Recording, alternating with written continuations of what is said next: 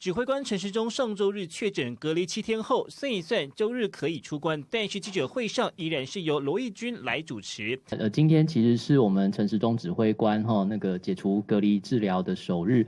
不过他因为就是说今天有自己自行做的这个快筛仍然是阳性2条线那而且他还有一点点轻微的咳嗽的症状那过去这几天事实上他也都有跟我们用视讯的方式在开会那其实看起来元气精神都不错。确诊者隔离期满，其实不用再做快筛。陈时中为求慎重，做了快筛，呈现2条线阳性，因此继续居家办公。但是防疫工作不停歇，单日新增35596例，是自5月5号以来的最低点。那因为是周末的效应，我们还需要后续再观察不过通常这样的数据大概可以代表说未来1周大概会只比这个3万多可能增加2到3成左右这样的一个数字。数字持续下降，相比前几周的确下滑不少。是否台湾已经度过了高原期？我们的高峰期其实就是在5月中到5月底的这段时间。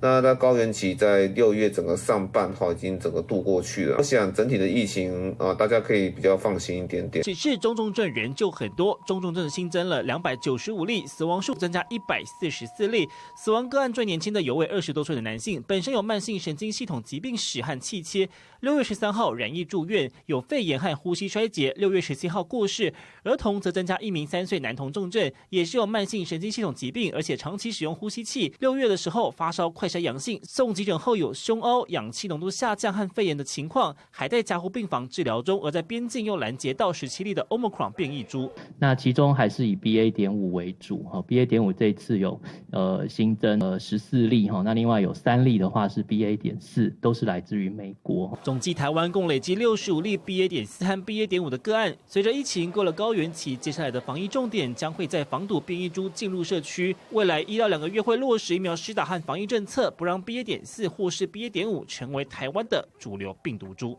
民视新闻综合报道。更多精彩新闻，请下载 App 订阅民视新闻网。